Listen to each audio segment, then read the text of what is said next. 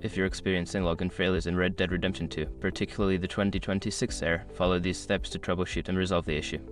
Step 1. Check server status. Visit the official Rockstar Games website or their social media pages to check if the game servers are down for maintenance or experiencing issues. If the servers are down, you will need to wait until they are back online. Step 2. Restart your game. Close Red Dead Redemption 2 completely and restart it. Sometimes, a simple restart can resolve temporary glitches or connection issues. Step 3. Verify your internet connection. Be sure your internet connection is stable. You can do this by testing your connection on other devices or running a speed test. If your connection is weak, try resetting your router or connecting via a wired connection. Step 4. Update the game.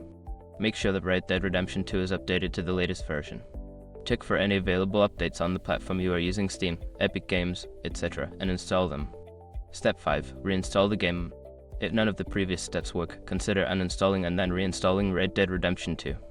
This can fix corrupted files that may be causing the login failure. By following these steps, you should be able to resolve the login failure issue and get back to playing Red Dead Redemption 2. If problems persist, consider reaching out to Rockstar support for further assistance.